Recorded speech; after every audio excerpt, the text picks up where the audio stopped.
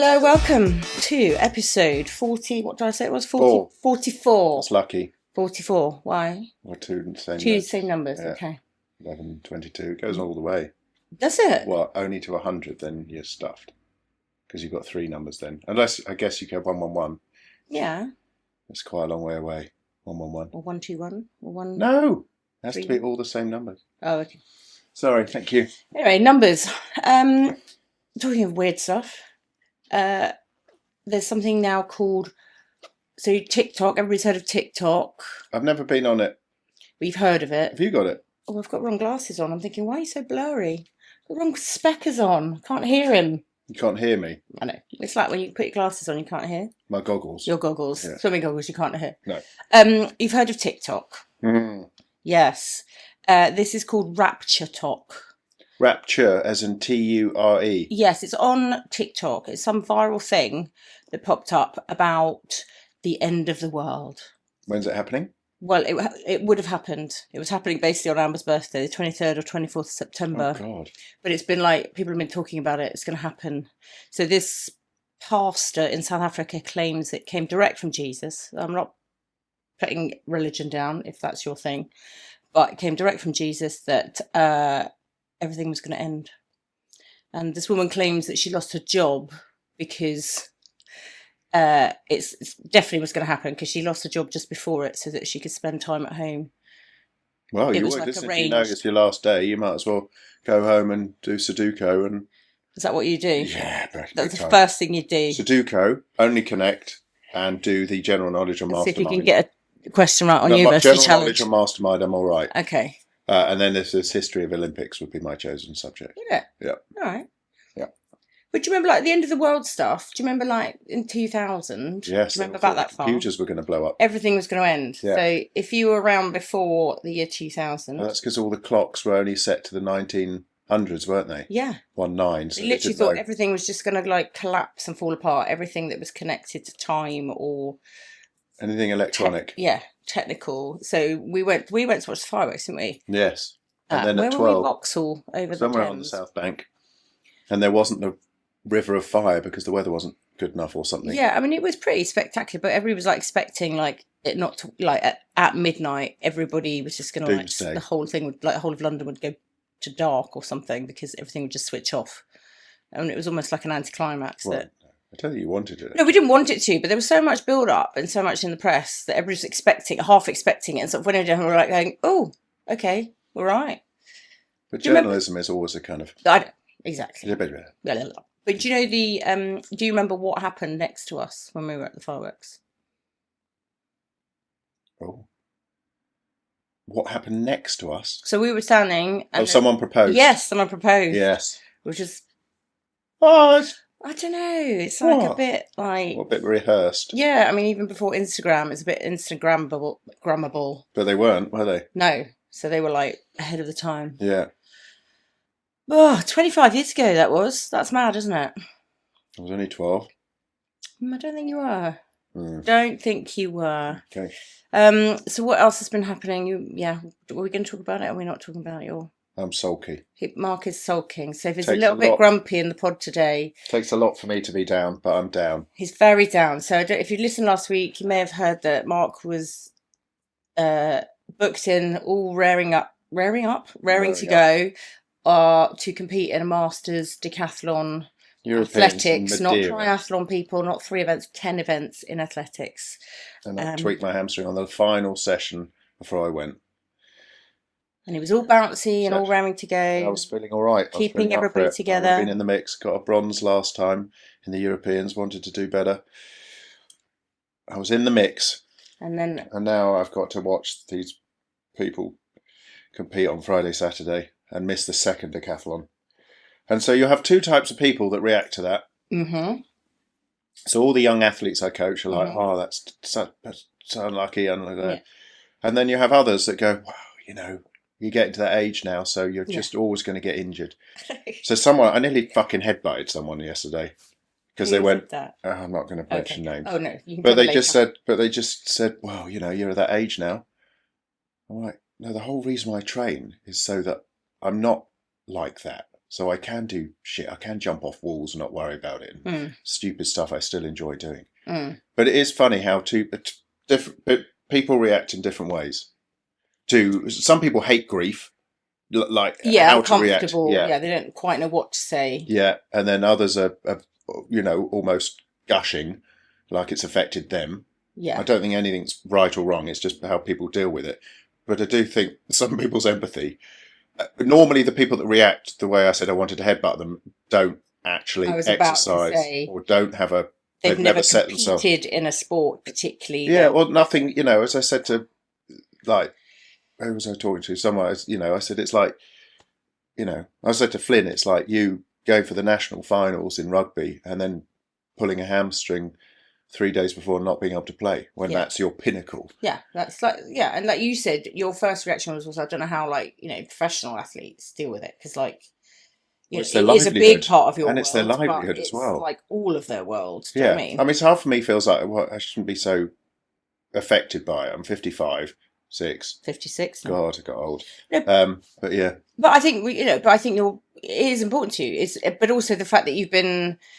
It's not so much even just about the competition. It's about all the time and effort and training and planning and all that stuff that builds up to it. Drunk for ages, getting it all on point, and then Anyway, so if he's a little bit sulky, that's why, and it's completely understandable. So bear with. Bear with.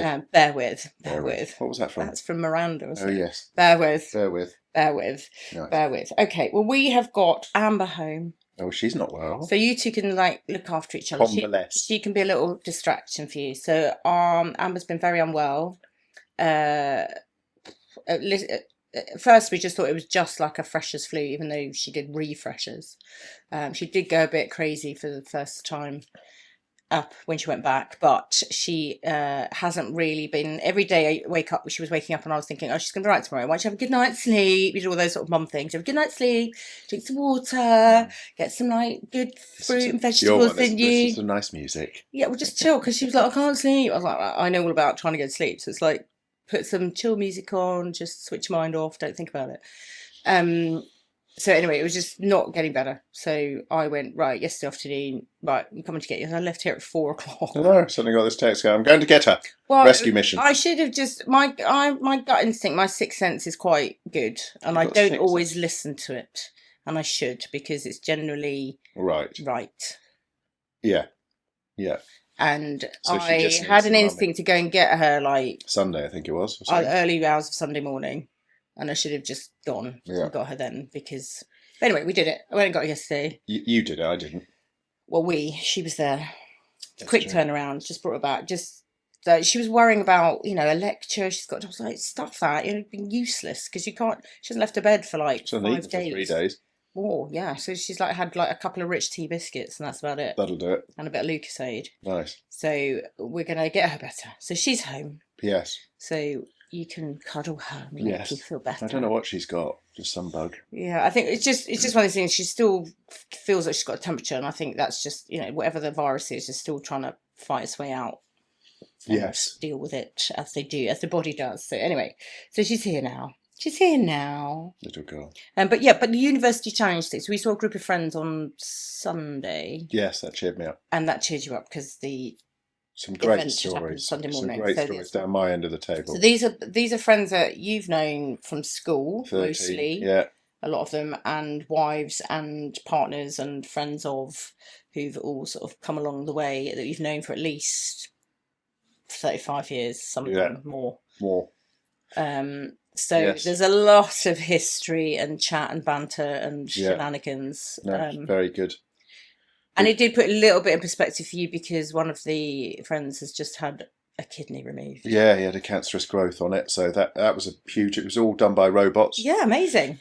Two robots go in and get rid of the tumour. I mean, he showed us his X-ray, which also showed he had a little tiny penis. But it also the difference in size. The difference in size between the infected or affected kidney to the normal side was phenomenal. The cyst around it was huge. Wow. So so luckily that got caught early, and he's just what did he had? He had a cough, and then he just felt really knackered. He'd come home from work, have to have a sleep, have dinner, then fall asleep on front of the TV, And then I think first of all, they thought it was like a COVID or a just had a cough and worn out. Yeah, thing, and as everybody does now, as soon as you get a cold or flu, everybody's go, we've got COVID. Yeah, so that was put things in perspective. And then we also both found out that we're non-binary. Non-binary. So obviously, in the big real world, we all know what non-binary is, but your version of non-binary is? Well, both of us were crap at maths. Right. So Jude, who's the doctor and the intelligent one at that end of the table, we were talking about, but somehow we talked about non-binary, and me and Jason went, we're both non-binary. She goes, no, you idiots. So non-binary, crap at maths, also words. Yes. Generally. Non-binary means you're not anything. You're like a they, them, you identify as nothing, like just generic. You're not like identifiable. Don't get me started. Don't get me started. Have you got a willy? Have you got bits? Yes. Sorted. Well, you can't use the V word or the C word. No, that you can't use the V word. Oh yes, just don't use the C word. Okay. Clitoris. Well, you can use that one if you can find it. Yes. I told you that story about our friend. Hang on, what? Do I need to know this story? So obviously we all lived together when we were younger, and we had Ren from America. Well, he was English then. Maybe not mention his name. Okay, we call him Penn. This friend. And then, the other friend who was studying to be a doctor, and then he came back with all the anatomical books and stuff, and on because this is in the olden days, this is before digital. And on it there was the illustration of women's bits. So we were all sitting around. Obviously, genitalia. We were obviously excited to listen to the doctor to be talking about like an anatomical porn mag for you. Yeah, basically. Exactly. Like National Geographic. Anything that involves and on it had the clitoris, and Penn piped up and he went, "Oh, that's where it is." And we were about 22 by then, or 21. Did you know where it was? Of course I did, Susie. Of course I did. Like a boxing bag. Did you? Jesus. Clitoris. So yes. Crikey. Anyway. So how did we get onto that? Sorry. I don't know. No, we were talking about your and friends. Then the other story. So we've got stories. Here we go. This is brilliant. So Johnny Parker, we won't call him Johnny Parker, we'll call him Bonnie Darker. Anyway, another friend, shall we say. Johnny Parker's honeybees. He does his own honey, he's got his own hives. Yes. What have you got any hive for me? Sorry. That's Panther. He's got a what's it called? Outhouse at the end of the garden. He's got an outhouse which one of the boys, I think, sleeps in as well. I think they've done it up. Okay. Anyway, he was going around and clearing up the garden because that's where the hives are, and he found a crack. What's it called? Crack pen. Pipe. And he was very, very upset. He was like, "What the hell's going on? What are these boys doing?" And he sniffed it and he looked at it, and then. He then researched it, and apparently on Google you could take photos of things and it works out what it is. And so he was ready to go down hard on his kids, and that sounds wrong as well. And then he's looked it up and he puts it on reprimand. Good word. Children. Yes. And then he looked it up on this. You can take photos on Google, and it tells you what you're taking photos of. And it wasn't a crack pipe; it was a tampon applicator. But he'd sniffed it. Oh. So that got us giggling. That cheered me up a lot. Do you know what that story I thought was his brother? Because they'd talked about his brother had been staying. I thought it was him. No, they found who'd done it, and I thought, well, I could sort of understand that. No, being not his at all. brother doing that. But I was like, this other friend who it was has a daughter, has a wife, has been around females quite a lot. What's that mean? Well, meaning, his brother hasn't, is what I mean. Oh, I see. As much. I see. Because he lived that was very remote, funny. Shall we say? I enjoyed that story hugely. Oh my God, I didn't realise it was him. Yes. Oh. So he didn't sleep that night because he was worrying about it, and he's like, "Well, how am I going to bring this up with my kids?" And like, "Oh my God, my son's a crackhead." And he's not. He's very much. He's a policeman. One of them. Yes. Yeah. So yes, very funny little stories. Oh my gosh. But it is amazing. Like, obviously, when we all get together, it's just. Well, it started. We got. And then Flynn came down, and we were winding him up about his girlfriend. Let's not go that story, please. Thank you. That's too uncomfortable. I tried to protect him. It was awful. Little boy. Only you lot all jealous. Good for him. All old, and he's not. Yes, no. It started off. It was supposed to be just like a get-together lunch, and then it was like about 5-6 hours worth. And we took them to showed them the gym. So we went to the gym to show them the gym, and I don't know, you'd all gone into the gym, and then I was standing outside, saw someone I knew. And lady from the gym. It wasn't a lady from the gym, actually. Okay. And having a quick chat with her. And then as I walked in, I looked in and walked down the side. And it just looked like people who'd never been outside in the outside world before. It's like they'd never, ever been in a gym before, all of these people. And they were all walking around the gym, like, and it was like having a bunch of toddlers, or like you put a load of chimpanzees in there or something. They're all just like going, what's this? What's this? What's this? Like touching everything, like. Very funny. Bless them. Bless them. So that was quite a good distraction for you on Sunday, wasn't it? Yes. I'm getting there. I think I Friday. Understand it. I'm filling my diary up again. Know what to do to. Well, Friday will be the toughest when I know I should be competing at 12:15 as the 100, and I will look at the results. I have booked myself in for the British Masters pentathlon, which I've never done before, so that'd be good. Okay. I'll try and get the British record. That'd be nice. That'd be a good goal. Well, you've got all your kit. You need to wear it all, don't you? Yeah. Nice. Okay. Well, let's move on from that because that's not exciting. But I was going to say, with all these friends, I asked the question. I said, because last week, if you listened to last week's, we talked about University Challenge. Yes. And how we couldn't even answer one question. I couldn't actually remember the start of the question. The start of the question once they started asking it. Yeah. And so around this table, so please tell me someone knows someone who's been on it. Tenuous link to someone who's been on University Challenge, and there were two stories. Oh, were there? So Jason said he knew someone he recognised from your school. He'd obviously seen it, didn't know this person specifically, but recognised them. So that's a tenuous link. St Edmunds Hall's been on it. Sandeep's mates I've met but are they briefly? Okay. I don't know them, but tenuous link. Oh, what was the other story? That someone else said they knew. I think it was Jude said that she knew someone who knew someone, but she's a doctor, so she's very intelligent. Probably someone she was studying with or whatever. And the cremaster, she's very good at. So Jude can touch me. Right, this is sounding rude and wrong. This is our very good friend who's a doctor. Yes, and she can touch me. But there's a nerve, I believe it's a nerve called the cremaster nerve, which is somewhere on the inner thigh, and she knows where it is. And if you stimulate it, your testicles go up. And so we were talking about that as well down our end of the table. Very intelligent. So Hasten was very intrigued. Hasten and Honey. I don't think after his operation and having seen his X-ray. He's always horny. Ew. Chase. No, I didn't mean that. I mean, after his operation, has he actually got any testicles left? Because looking at that X-ray, there wasn't much there. No. To disappear. There was. But what was interesting, so Jace was a brilliant rugby player, and obviously the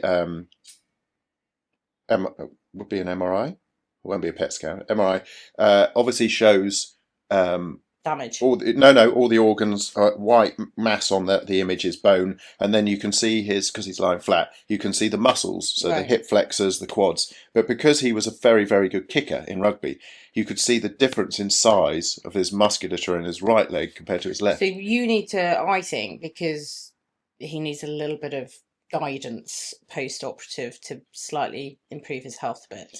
Yeah. I just think you should speak to him and maybe get him in to do the in-body for that reason, because blokes quite like to see what their muscle mass and right to left and all that sort of stuff, and then from that hopefully that might lead to a conversation of doing some of the stuff. Okay. I know it's getting a bit serious, but when someone's had like a big health scare like that, I think it's really important it was scary for him, obviously. Reset. And I'm just slightly worried he'll just go back to what he was saying before. Yeah, good idea. I'll do that. But I'll reach out. Reach out. Is that the one you hate? Yes. The other one you hate? Well, that's one. Oh, yeah, there's others, aren't there? Touch base? Oh, yeah. Anything like that. It's just, why? Reach out, touch base. Someone did it. I was at a meeting, I think one of the school meetings, and someone said, can you just reach out to that? I was like, what are you saying? Just say, can you give them a call? Can you contact them? Ooh. That's better. Nice. Just contact TikTok. them. RaptureTok.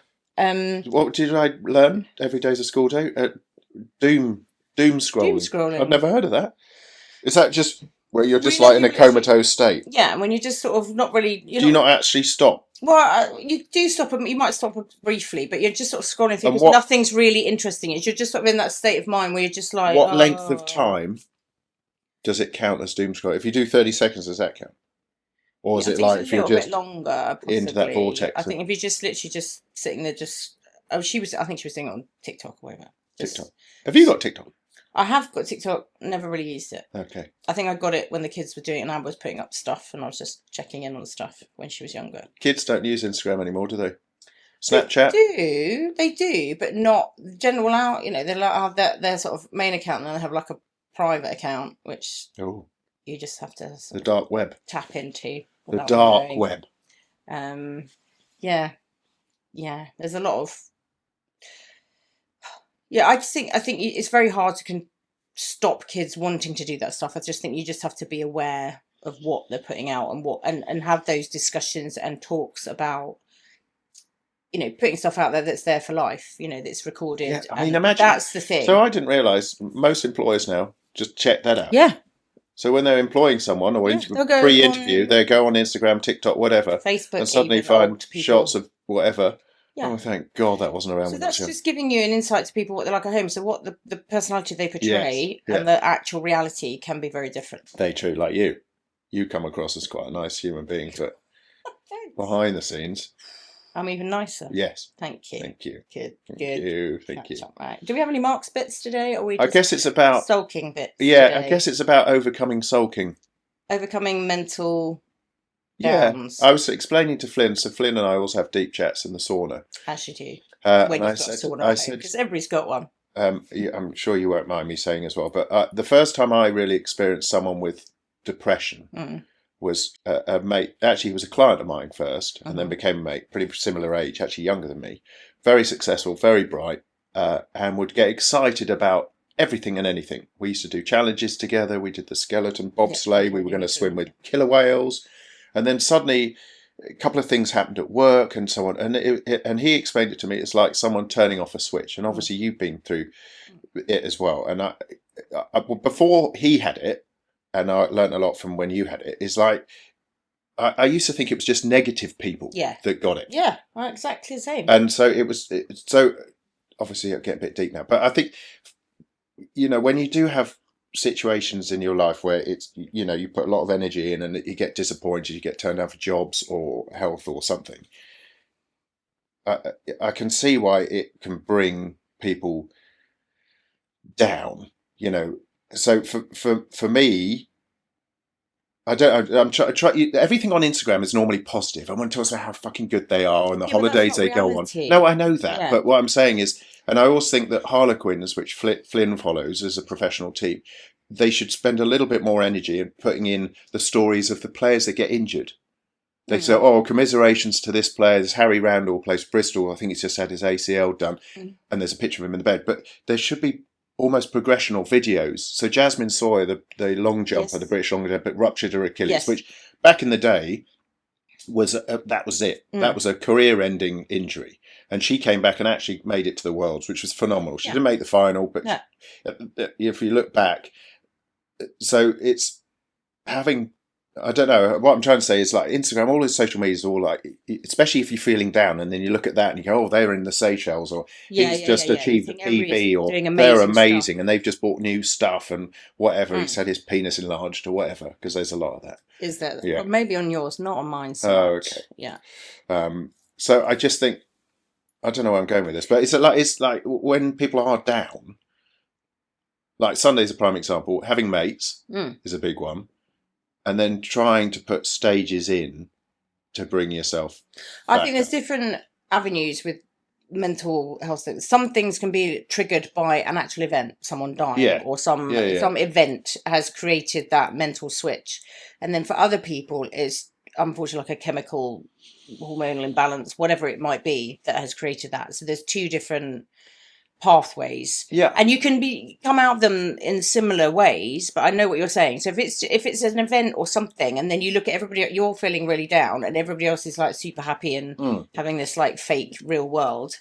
I mean, I think there is a few more people now putting out stuff that are actually showing, successful, beautiful people in the world actually having a bad time, and a proper bad time, not like just I've broken a nail now and can't be a hand model, reality where but you look at someone like Lewis Moody, so that's just happens. So he's just been diagnosed with motor neurone disease, And there's been a few little interviews on him and showing how he's, and Chris Hoy, another one, people who are in the public eye, actually showing that, like, even though they're successful, got money, appear to have everything, but for him it can still, and his is a bit more traumatic, but there can still be times where it doesn't all go right, or you feel crap, or there's still the same pressures. Obviously they're just in a different life level than some other people might appear to be anyway. Yeah, I just think that everyone has to have little things, little wins, we used to call it. So the gym is really good for that because it's really quantifiable. So I can have, like, the 3 girls that are coming in later, 2 of them had really bad backs, but it was very difficult to quantify. You kind of say, how's your back feel out of 10 and so on. And it was, one of them was quite chronic. But the little wins, like being able to do an extra press up or whatever it is. So it doesn't have to be the gym, but the gym's quite good for that. It's quantifiable. Yeah. And it's a really nice one to go, oh. So and I think a lot of people don't have the opportunity to give themselves little wins. Yeah, and I think people, like you say, the Instagram thing makes people look at that, oh my God, well, I haven't got that, and I haven't got that, I'm rubbish, and I'm, failing at life. Yeah. It's finding pleasures in the small stuff. Well, that's what I mean. Like you talking about the full moon last night. Yeah. Actually appreciating it and being aware. My roof down, the sun was out, even though I was driving 3 hours to Nottingham. I was like, just going to drive, roof down, and then I got to Nottingham, and, it took me on the M40, which I am a motorway nerd, and that is exciting because it's such a nicer motorway than the M1. There's less traffic, no speed cameras. But things like that, so having little wins. They made me feel like it was a positive thing, rather than going, oh my God, I've still got 2 hours to go. Yes. But I think for that, I think you have to have little wins, like, I don't know, I don't know what it is, but it has to be. I was talking to another friend of ours on Sunday who's there, and we were talking about dopamine, and having like dopamine hits. And if you have ADHD or any of those sort of things, that's what you're lacking. So you constantly trying to get that dopamine hit by doing stuff or finding fun in stuff. So having little things. So we were talking about all the different things that you could possibly, find the little things that do give you that excitement or that buzz, and try and do more of them, even if it's just a little thing. So it's the same things, finding pleasure, things that make you smile, just looking outside, seeing, I don't know, a little dog or whatever it is. Just observe and take in those things, and not just look and go, oh, they've got really nice, not looking at it like a negative. So it's that that glass half full, glass half empty sort of thing, which you really love. And so it's that type of thing, and it's really hard when you're in a down state to see that. So it takes time, I think, to get to a more even plane. Your fix is through exercise or activity or physical thing. But you like, gardening, and there's things that you do that you just almost like. Gardening's one that you like. Farming. It's one of those jobs that, like, you do it and everything looks better. Yeah, it's rewarding. I suppose it's getting the little rewards. That's the key, isn't it? It's finding reward in small things rather than just looking at like big unobtainable stuff. Exactly. And you never get there. Little wins. Well, as it is with training, exactly the same thing of like little wins. I've said that, Suzie. I've said that. I know, but I'm just reminding people. Reiterating.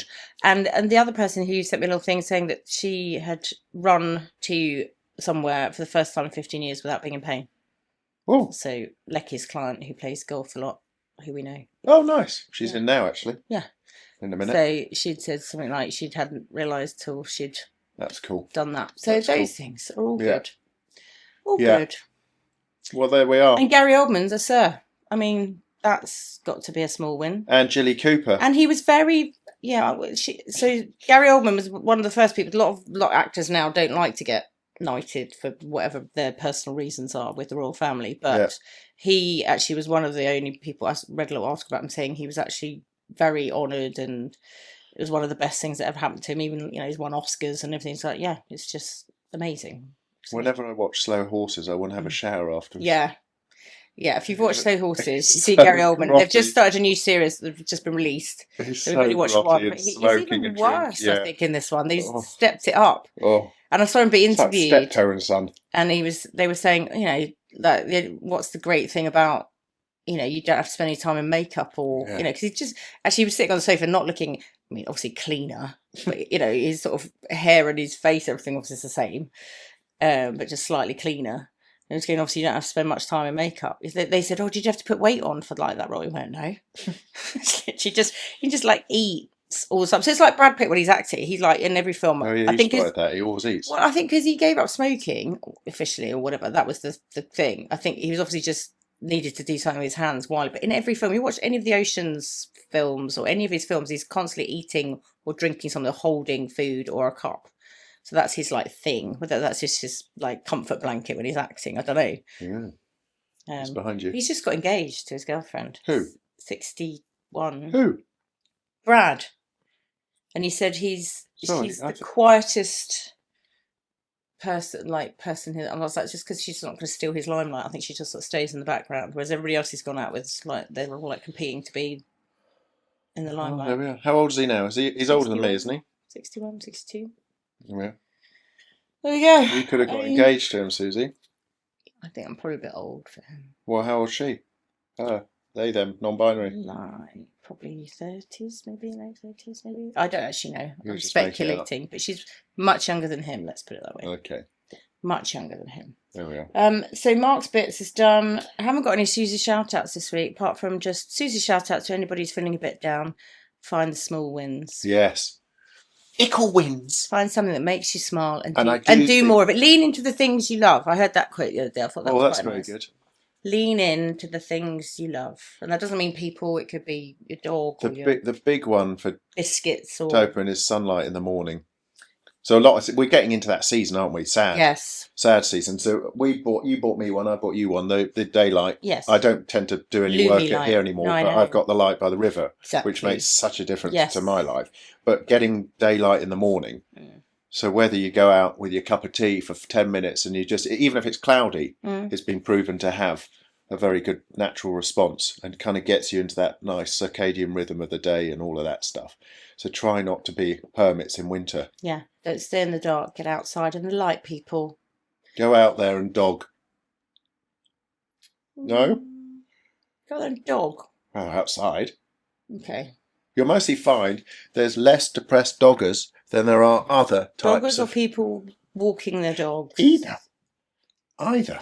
Does dogging happen like first thing in the morning, daylight, or is that done more at night? Well, you get morning glory, don't you? So you don't want to waste it. Yeah. Anyway, on that note, have a lovely week, everybody. Love you, little wins. Be good, and we'll see you next week. Thank you very much. You